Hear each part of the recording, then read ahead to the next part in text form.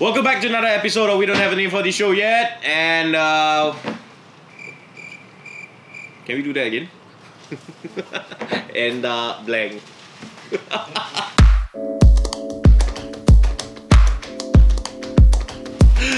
Welcome back to another episode of We Don't Have a Name for This Show Yet. And we will probably never get a name for this show because we kind of like the way it sounds, I guess. Today, I will be bringing on a guest host. I don't think it's guest lah. We try to make him permanent lah, cause he's been appearing in all our videos.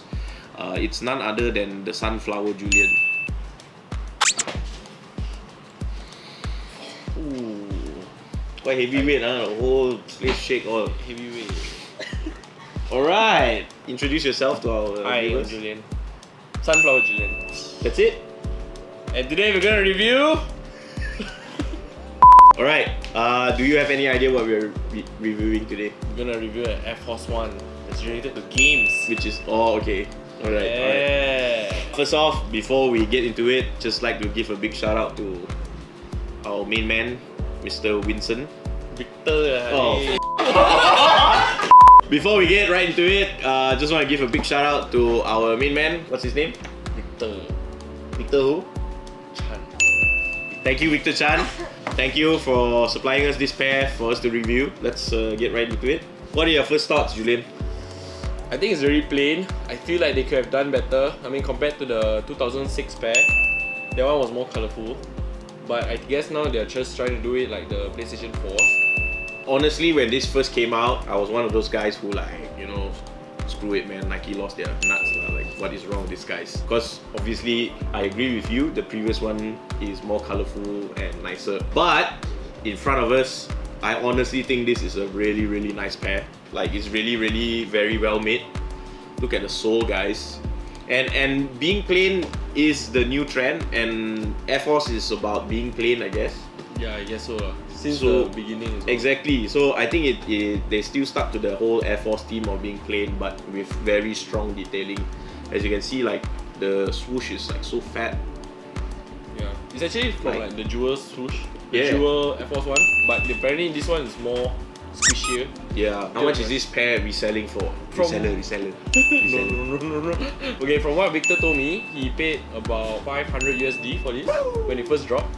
But then now it's dropped to 350 USD around there. So it's still around like 1.5k to 2k around. To be honest, yeah, the off-white pairs are pretty dope and they fetch a pretty high price, like 3,000 ringgit. Now it's 4,000. Yeah. But they're not exactly rare. Yeah, it's actually quite a GR. It's like everywhere. So, and then this pair is like, if you're saying it's 150 pairs worldwide, and you're paying like 1,005 ringgit for this, why not? You know, if like you rock one to a event, Plux Nicola, happening on 6 and 7 October, you know, you are like one of the very, very, very few guys who is going to wear this pair in the event. Yeah, but because now everyone's willing to pay high prices of resale since the Yeezy Boost time, so I feel like 1.5 is actually quite low compared to even the retail prices. So it's pretty cheap. Yeah, and it's damn cheap. rare. So why wouldn't you buy this? Because it's too plain. I like brighter shoes, personally. Really? This is considered very black. I would rock this on the daily, I guess. This is actually rockable on the daily. I guess right now the trend is simple is key. This pair was released at E3 gaming conference, and before that they had early access at Nike sneakers app. Shout out sneakers app, please come to Malaysia so that we can get more pairs. Yeah, but okay, so the difference is that the 2006 pair has like full patent leather on top. Yep. The front is all black, where it's patent leather. The back is fade from blue to white. Yep. Gradient on the back. And that one for the 2006 pair is a promo sample slash like it was never released technically. Yeah, it was actually apparently given to some of the Sony employees. Yep. And inside of it, they have actually like a tag actually like in the other pair, the 2006 pair. They have a numbering system which tells which pair is number what out of 150, which was actually produced.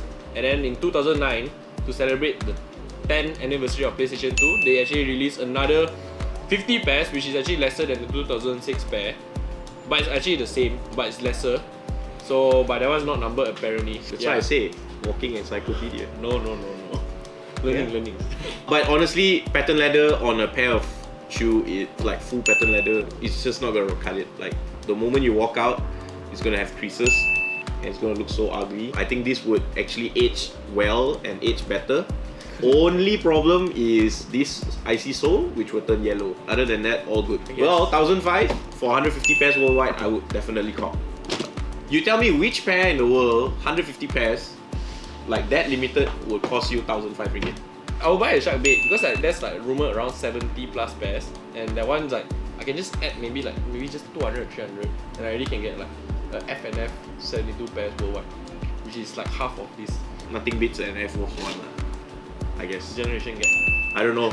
To me, Air Force One, instant classic. But yeah, I totally agree with you. Like it's very simple. They still retain a bit of elements from the previous one, the pattern leather. But other than that, I would definitely cop this. I would definitely cop this. Some may think that they would prefer the 2006 pair to re-release, but I mean that would destroy the exclusivity of it. But then now this is more relevant to the current generation where it's like PS4 already. Back then it was like only PS2.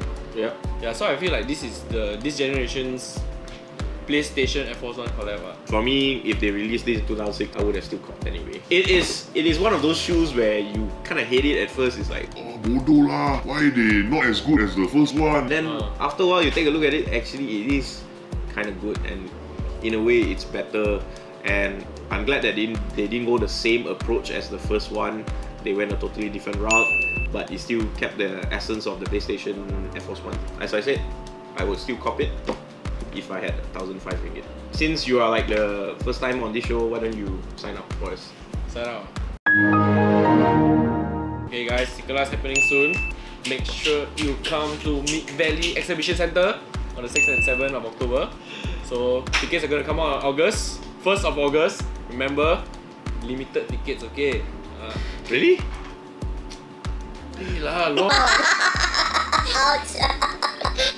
Technically, the VIP tickets is limited. Only 1,000 VIP tickets we're selling this year. So we'll list down what in the world is a VIP gonna get. Yeah, come on down to Mid Valley. Okay, so guys,